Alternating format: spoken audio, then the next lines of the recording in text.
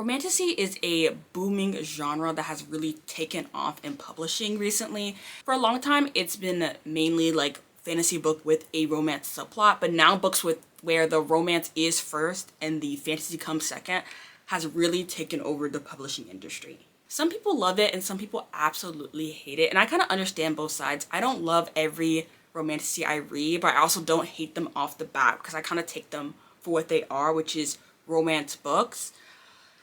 And I'm someone who a lot of the time try to read fantasy books with a romance plot and end up disappointed. So I understand people who are doing the opposite. They're reading Romantasy as a fantasy enjoyer and then they're being disappointed when the fantasy is not up to snuff.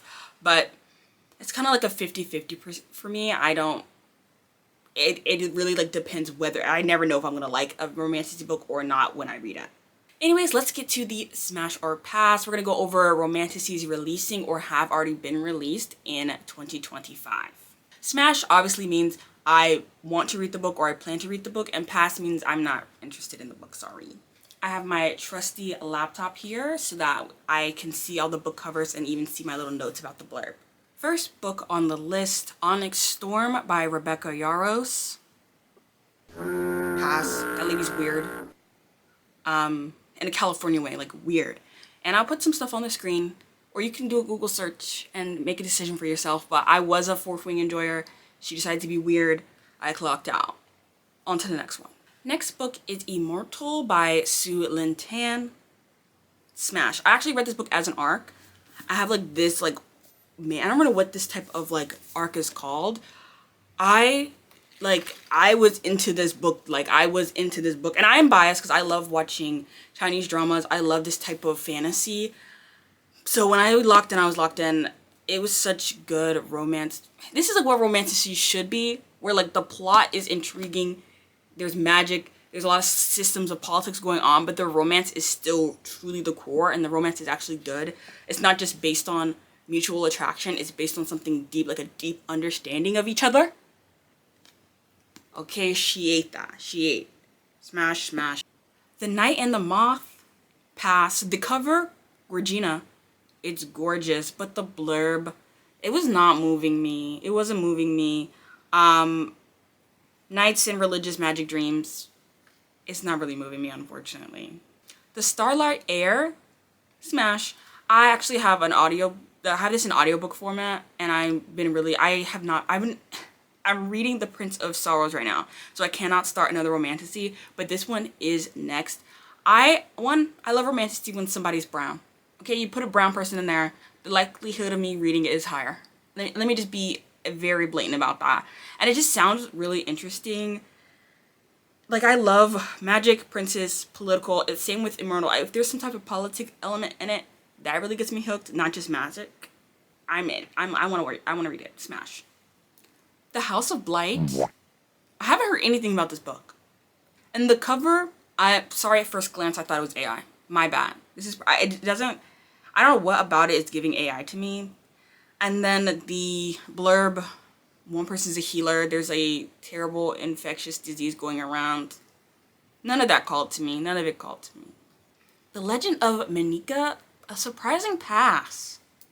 I don't know why I don't like books where it's like, he's the mark and she has to kill him, but she develops I don't like that plot line. And there's other romantasies I've been like supposed to read. They've been on my TBR for a long time, but I literally am like, I don't know why it stresses me out so bad. Like, I know it's a romance book. I know it's gonna work out. She's not gonna kill him. It just stresses me out like Ella Enchanted or something. I don't know. So pass. Alchemised by SenLinYu. Pass. No offense to my, actually full offense to my Dramione shippers. Two things that scare me: Harry Potter IP in 2025 and Handmaid's Tale AU. When it's fanfiction, I won't critique it, but when it's a published work, I think it's a little weird. I do think it's a little weird. I guess she's gonna have to change a lot of stuff so it cannot, because you can't have it obviously be Harry Potter and Handmaid's Tale-esque. Probably gonna have to change a lot of stuff. The cover's cute, but it's definitely a pass for me. 8 Fate Forged in Fire? Smash. It has a beautiful cover. I love court politics. It has dragons. And I love the idea of a woman claiming her throne. Okay, let me get the Rhaenyra. You hear that? Yeah, that's the Rhaenyra Targaryen. Yeah, that's her theme. I need some universe in which one of my Targaryen lovely ladies actually gets their throne. Please, I beg. Cursebound. Pass. I thought I was going to love Feybound. I was so desperate for that arc. I finally got the arc. I read about like 50% of that book, and I wanted to go to sleep. There is no romantasy-esque about that book. The romance plot lines, no chemistry anywhere. No one had any chemistry. The fantasy aspect was interesting, but also it like dragged so bad. And I guessed the plot twists or whatever. I guessed it, so I knew where it was going. So I was like, now I just have to wait for us to get there. All of that's just to set up for the next book. I was like, you bored me to tears. I'm not reading the next book. Pass. Behooved. Pass. It is what you think it is. He is magically cursed to turn into a horse during the day, and turn into a man at night. I love the pun. The cover is really cute. It kind of looks like the Hurricane Wars. I don't know if it's the same artist or whatever, blah, blah, blah. I'm not reading it. He's turning into a horse. I'm not reading it, but I love fun. It's kind of like Barbie type, I don't know, Barbie Pegasus-esque. Very fun. I'm not reading it. Rose in Change. Pass. Oh again, God, this is another Harry Potter fanfiction turned into a traditionally published book. I live in constant fear. I feel like J.K. Rowling's gonna pop up behind me one day. I don't know why. We went from Raylo to, I don't know, Dramione? Is that how you say it? I don't know. I don't know these people. But we've done it again. I was excited about this until because I saw the cover, I saw the blurb, I said, this sounds fun. But I'm like, slave auction. I was like, And then I looked at the Rose Bargain. Smash. I love the cover, very cute. I love the concept of really mixing fae court politics with a historical romance and like a London season. That you're mixing the things I love. I'm a big historical romance enjoyer. So you're giving me the best of both worlds. I'm literally I've requested it on NetGalley. And I think that publisher usually they slide it to me. So we'll see. I think I'll like it. I think I'm really gonna enjoy it. So in total that was 8 passes and I think 4 smashes. Kind of a middling, you know, a lot of them were not it for me. Some of them quite really were. And I think it's because I'm picky. I'm really picky about Romantasy because I already know, I don't want to read something going into it knowing I'm not going to enjoy it. Like, why would I read one, like the auction one, when I know that that's going to piss me off? If it's not written really well, it's going to piss me off. If it's not handled with care, it's going to piss me off. And if it's based on a fanfiction, I don't believe it's going to be handled with care.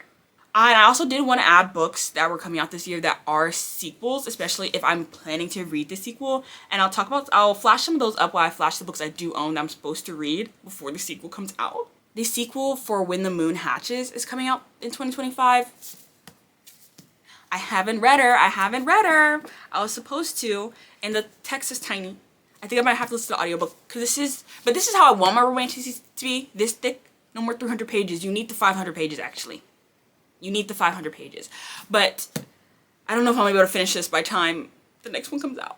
There's also a Fate Inked in Blood, which I got because the cover was beautiful, Georgina, and then the side, but I have not read it. It's like Celtic, I think, inspired, and the next one comes out this year.